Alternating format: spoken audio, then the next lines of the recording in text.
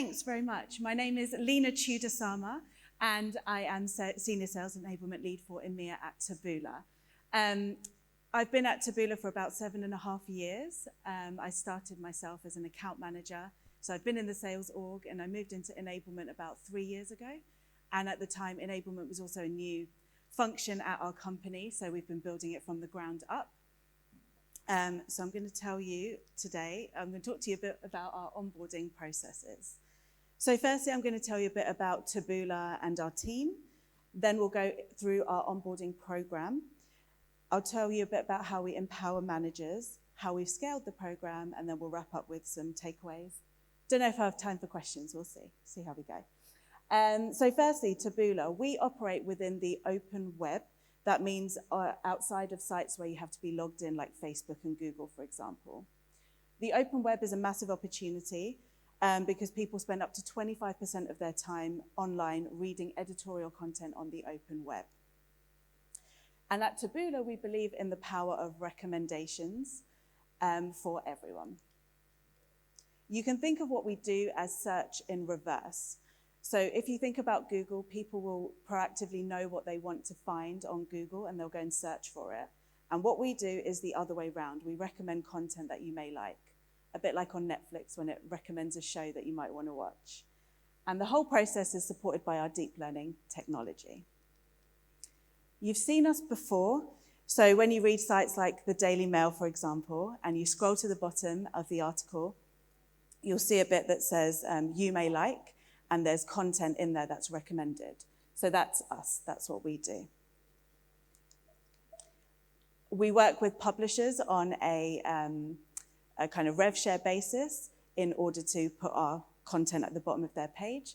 And we work with advertisers who want to be in that space, and they pay on a cost per click basis. That's our basic model. And we went public this year, so we're listed on the NASDAQ now. And these are just a few stats about the different types of customers and publisher partners that we work with. So that was Taboola in general. I'm going to talk more about the sales enablement team specifically. So for us, we're a global company. We work across all the different regions, and we have a sales org of nearly 500 people. I take care of the EMEA region and also global onboarding.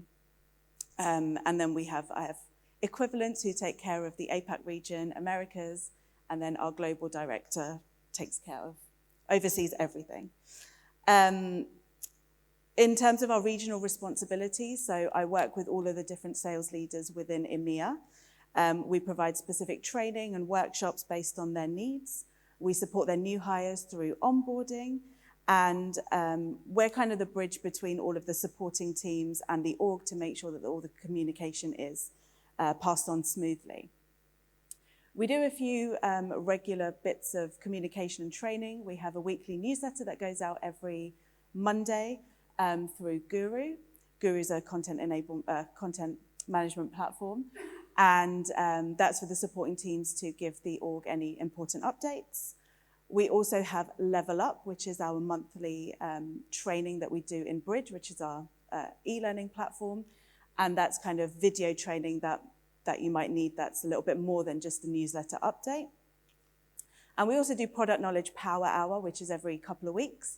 And that's run by a product marketing team with kind of face-to-face or Zoom training to update on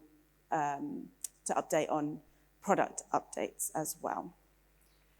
So let's dive into onboarding specifically. That might be a bit small from the back, but I'll explain it. So this is the program I've been developing basically over the last 3 years, and it's kept on changing. Thanks for the pics, guys. Appreciate it. So this started at around 1 month of training. I increased it to 3 months. It's now at 6 months, and I have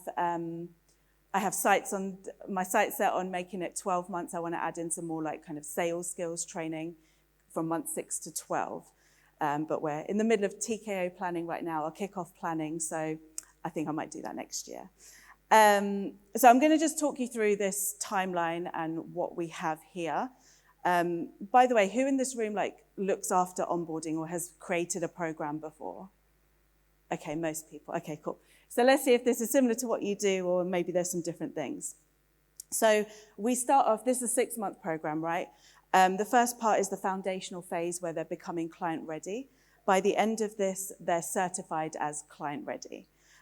So we start with pre-learning, which is a couple of hours of bridge training, online training, which tells them the kind of history of Taboola, where we come from, the basic tools and processes they'll need to know.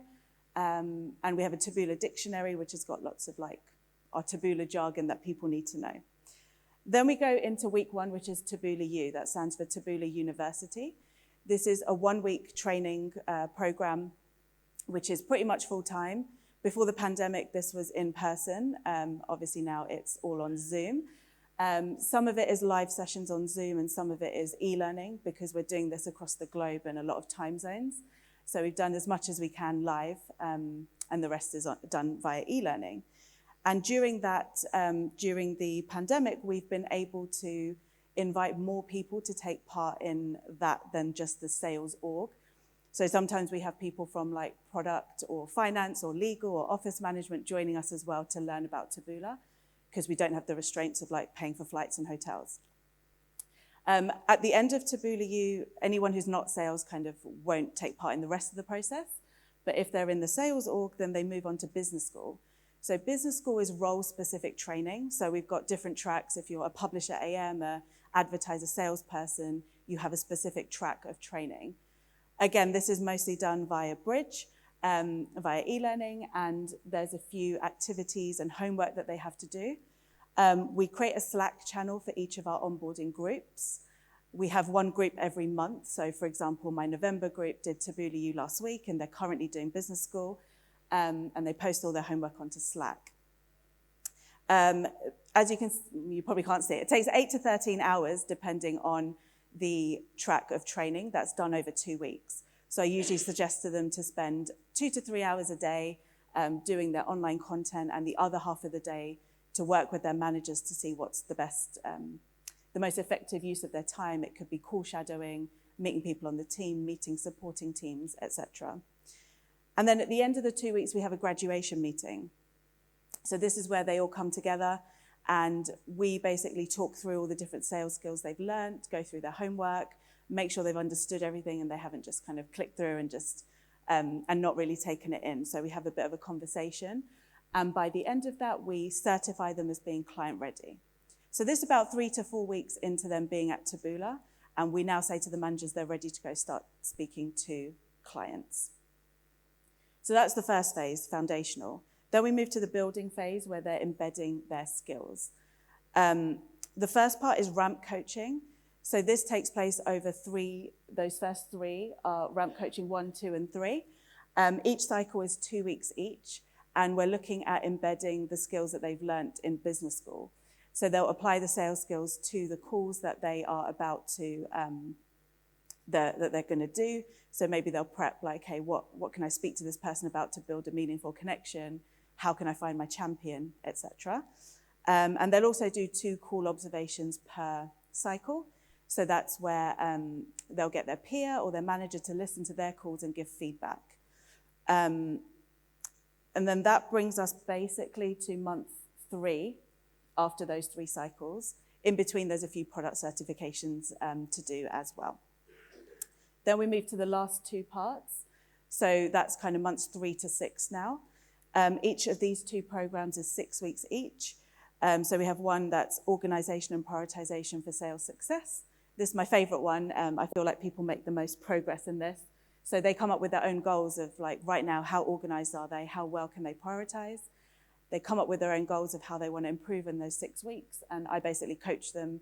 We meet 3 times and talk about the strategies they're using and see what's working and what's not. And the final program is using storytelling for expectation setting. So how to tell the right stories to speak to their customers and set those expectations correctly. And again, there's a couple of product certifications at the end, depending on what team you're on. And at the end of every cycle, there is a graduation meeting again.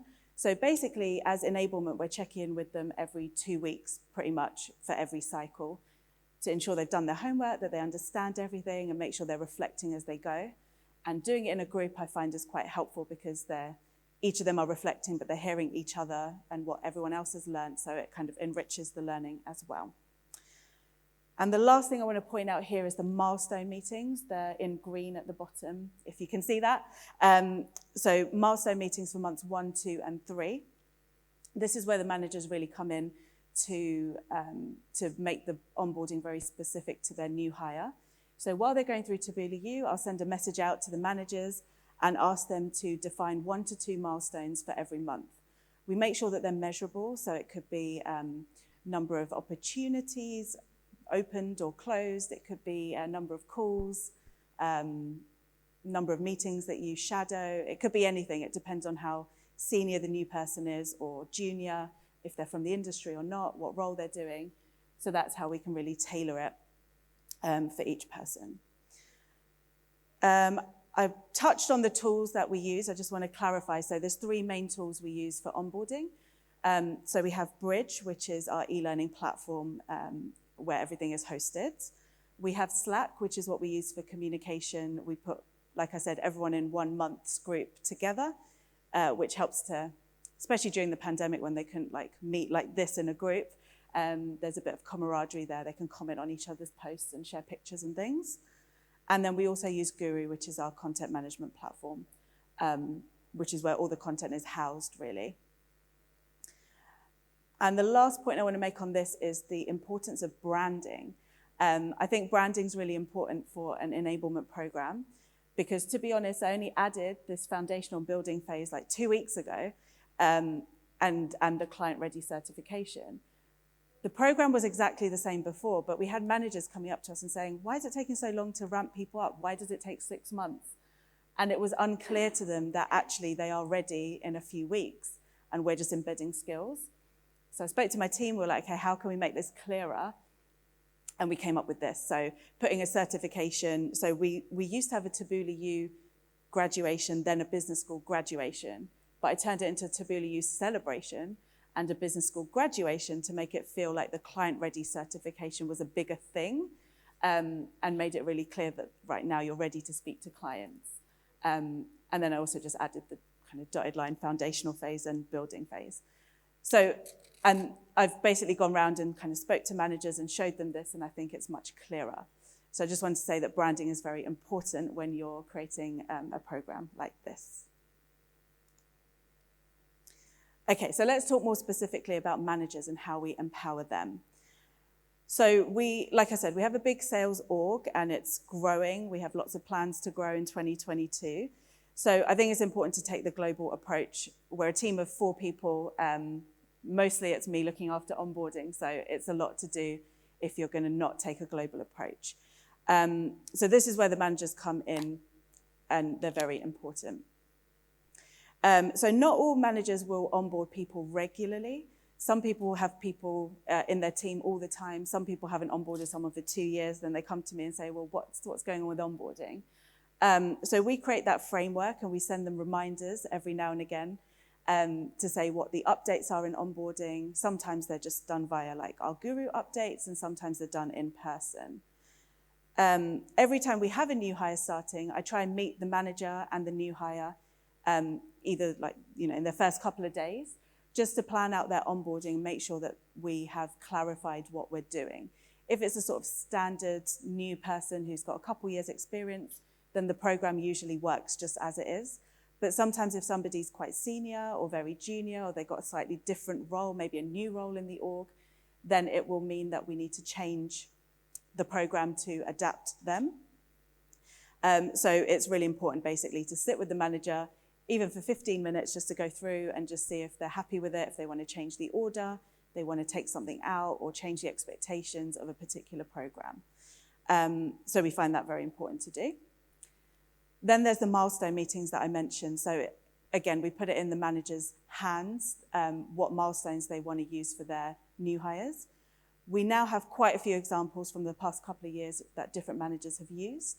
So I give those as examples in case the manager's not sure what to put, but it's very much up to them to choose what they want to do. You probably have experience of this as well. Some managers are very organized. They have their own onboarding docs, and some are like, oh, I've got a new hire, I forgot to put them into Taboola U. So try and bring everyone together with the milestones. We take the bulk of the training off of their hands, right? So we do all the general knowledge, everything about Taboola, generally about their role. But this is where we can work with the manager. Maybe they assign a buddy to their new hire. So if there's anything very role-specific, region-specific, or market-specific, then they can learn that from their buddy and supplement the training that we have with the role-specific training. And the other thing I forgot to mention about the feedback as well is during the milestone meetings, it's basically a 15-minute meeting, me, the new hire, and the manager. And then we just ask the new hire to kind of leave for the last 2 minutes so I can speak to the manager and just make sure that they're happy with the new person's progress, if they have any concerns. And I can say the same if I feel that they're not up to scratch on their homework or they haven't understood some concepts, then we can talk about that as well. And then for the customizable plan, so I'll just give you a couple of examples of how different teams have customized. So recently, our account management team in the US came to us and said that they like everything in business school, but they wanted to change the order and add a few kind of checkpoints or bits of homework where you get the new hire to actually implement what they've learned in the actual tool and system rather than just like learning about it in a video. So they gave me one dedicated person on the team that I could work with, which is always very helpful, having someone committed to working with enablement to actually make changes. So we went through the whole program, we reordered some stuff, and then we came up with some ideas of checkpoints. And again, this is a tool that we're giving to managers. I'm not going to sit and track the checkpoints, but the manager can do that, and we've given them all the framework that they need in order to do so. Another example is that we've had people come in at a management level. They don't need to know everything about like how you put stuff into Salesforce. So we made a different version of business school, a management track that they can use. And then they don't necessarily have to do all the extra programs. It will depend on their experience. Normally at manager level, you don't need to get that much feedback on your sales skills, hopefully. I'll give you one more example. So our Israeli team had a great onboarding program already, even before Enablement kind of existed. They get the whole team involved in training new people, and they found that there was a lot of duplication between what they're doing and what we were doing. And in the end, it's usually down to communication, right? So we sat together, went through the program, and looked at where there was overlap and maybe how they could change some of their content. So I said, well, they've got videos teaching them about the basics of, say, a tool. So instead of your person teaching them the tool, maybe you can spend that session being hands-on and practicing doing something. So we just sort of changed the focus of their sessions to complement what we're doing. So we've just been kind of encouraging anyone who wants to give us feedback to work together to kind of adapt the global program to work for their team. All right, so how did we actually scale this program? I've talked a bit about I've touched on a few points, but I'll just summarize them here. So when we started the program over 3 years ago, my manager at the time got a lot of buy-in from our leaders. So buy-in is obviously very important of like the enablement function, the importance of onboarding and having someone like me dedicated to just doing onboarding. And having that buy-in on an ongoing basis, I think, is important as well. So I mentioned that, you know, some managers were saying, why does it take so long to ramp up? And I had to kind of rebrand the program a little bit. So I've just done a recent round of like meeting all the leaders in all the different regions, telling them what's going on, how they should partner with us as managers to make sure that this is effective for their teams. And I think it's just been a good reminder for them, because obviously managers have like 30 things on their mind, right? They're not thinking about onboarding all the time. So I think it's good to give them that reminder now and again. And I think I'll probably do a little update like that maybe every 6 months or so and just tell them everything that's new. Even though I do update them every month in our sort of guru update, I don't know how much managers read their emails, to be honest. But yeah, I think an in-person like regular buy-in is important to making sure everyone's engaged frequently. The next thing we did once we got buy-in back then was create a steering committee. So this is a group of people who will help us to figure out what the content should be, and find the right people to help us create it. So at the time, we basically have 4 regions and 4 different tracks. So we had 16 people, 1 from each region per track, on our steering committee. And I worked with them to figure out, okay, well, what is the basic stuff someone needs to know if they're a publisher AM, and figure out all the different sessions we might need. And then they helped us to identify different people in the org who'd be happy to record a quick video, make a quick training, do a demo of the tool, to create our initial program, which is now Business School. And we still work with a lot of them to keep on verifying the content. The next point is the global approach. So as I said, this is only scalable if you make it global, and we make it local. We allow space for customization with the specific managers and different teams. And the verification process has been something I developed this year. So of course, when we created this content 2 to 3 years ago, things changed. Taboola is a very fast-moving company. So I created a process where we keep those SMEs accountable. So the people who are subject matter experts for each of the different trainings. And we make sure that they are reviewing it every kind of 3, 6, or 12 months, depending on how much that content changes. And we do that through Guru as well. So that's a little bit about how we've been scaling this program. Okay, so our main takeaways. Firstly, thank you for listening to this, and hopefully you got some, maybe even one new nugget, maybe that's different to what you do. So I've told you a bit about Taboola and our team. I told you a bit about our global approach and the flexibility that we have for managers to tailor the program. I've told you how we've scaled this, so getting the buy-in initially and regularly, using a steering committee, having SMEs to verify the content regularly, and of course, branding. So branding, I think, is one of the most important things. Anything that you're doing is about branding and selling it back to leadership. And that is pretty much my takeaways for today. So thank you guys for listening. Maybe we have time for questions. Thanks. Wow, what a super job. I'm sure we've all got onboarding programs, but we've all probably stolen 1 or 2 nuggets from Lena there. That was really terrific. So you got some questions. Okay. Now, you did also helpfully answer some of the questions during your wrap-up there, which was pretty impressive. So good. Can you just hop back to your timeline slide? I think just wanting to go back into your buy-in from managers in terms of the length of the program, but also at what point people are actually able to go and sell. Yes. Because I can see how they got that confusion with it. Can you just touch on that again? Yeah, sure. So the purpose of Taboola U and Business School at the very beginning is to understand what's going on at Taboola, what is your role, and understanding literally the key tools that you need, and the basic product knowledge as well. No one's going to know everything in 3 to 4 weeks. We don't expect that, but we want to say to managers, okay, you're ready to go. And after that, there's not so much content really in this phase. It's more about applying what you learned and then having regular feedback. We just have a lot of cool observations and feedback as we go through from the manager, from me, and my colleagues as well. So they're sort of ready at that 2 to 3 week point, and then off they go from there. All right. Exactly. There's a lot of content up there. Yeah. Okay.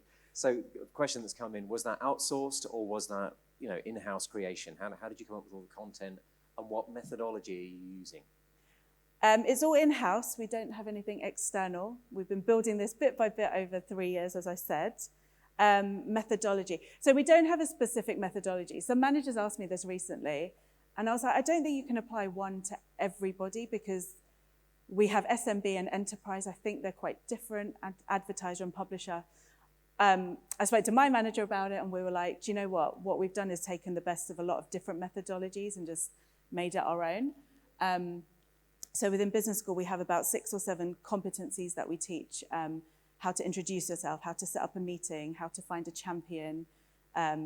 Small talk is big talk, like how you kind of build a connection at the beginning, which I think my manager got from his last company. So we just found different things that work and put them together and looked at feedback from our teams as well. And if they're like, oh, that doesn't work for me, or that was too long, or that was repetitive, then we just keep tweaking it. Okay, so classic question in the sort of metrics and measurement world that we live in now. What happens if someone doesn't meet the standard at a certain checkpoint? Is it, snakes and ladders, you go back to the start, or how do you deal with that? Yeah, so that's the importance of the graduation meetings, is checking if they've done their homework and if they've understood things. So the first point of call is that we would speak to them first and just check if they're doing okay, if they need some extra support. We would also then speak to the manager. So that's kind of what the milestone meetings are for as well, to check in with the manager and ask them, like, what are you thinking? Like, if they're not quite right. And, you can both kind of get a sense if somebody's not quite right for the role. But we don't really bring people back. We'll just kind of check on them or give them different support as they keep going through. But this is separate to the HR process of, like, a 6-month probation. So that'll be separate as well. But yeah, that's what we do. Okay. I'm jumping around with the order of the questions if you're watching these, but do you adapt the program depending on previous sales experience, or do you only recruit complete sales newbies? Yeah, so we have a complete mix. So the way we adapt it is, again, we'll do a meeting with the manager before, and I just ask, like, what is their previous experience? Like, I've got someone starting next week who's going to come in at manager level. So we're going to do Taboola U and business school, but then they're not going to do the rest of it because they have those basic sales skills. They've worked with clients for like 10 plus years, and they don't really need to do that, but they need to just do the product side of things rather than the sales skills. Another kind of related point is that we don't have like set days where people join the company. Like, I used to work at Google, and every 2 weeks there was like an intake. But ours is like completely random, which I've heard is not normal. Anyway, so we're trying to fix that. But if somebody starts and it's going to be, say, 3 weeks till Taboola U, then I'll just switch around business school and Taboola U. So they'll do business school first, so that they're not just waiting around for 3 weeks until Taboola U starts. So yeah, we look at the seniority of the person, their experience, when they're starting, and then we'll just adapt the timeline to match them. Okay, this is great. Do you want to just scoot forward to your takeaways, just so we've got that on screen, so everyone's got that? Around the steering committee that you have on this, oversight on it, what sort of role do those people play in the organisation outside of being on the steering committee? Oh, okay, yeah. So they were mostly kind of people managers, like mid-level. So their day job is being an account director or a sales director, but they're the kind of person who is like kind of passionate and engaged and wants to make sure that the training is effective. So they've got to have that kind of the want and need to do that, but their day job is a director, basically. Yeah. Yeah. Okay, so they're interested in the outputs, basically, just coming in from there. Okay, and the final question was, I love the client-ready certification branding. If you're onboarding 50 to 100 a quarter, how can you scale the checkpoints? Scale the checkpoints. I guess if you're trying to get more people through the sausage machine, how do you start to work that through? Because that's going to be a pinch point, right? Yeah, a little bit. So right now, I'd say every month we have maybe 20 or so people going through onboarding. It may ramp up, and that is a good question. I haven't quite got to that. I mean, we try and run everyone sort of in a group. So we have the graduation meeting with the whole November group together. So that saves us a bit of time in terms of, just having an hour's meeting, asking everyone about their homework, bouncing ideas off each other, so we can get everyone done in one group. If it gets to much more than that, then we're going to have to look at maybe doing 2 meetings, or I don't know if we're going to get a head count, to be honest. We'll see what happens. But that's a good question, and I don't have a full answer for it right now. That's a super answer. So you've done a fantastic job sharing that with us. So again, thank you very much, Lena. It's superb. Thank you. Thanks.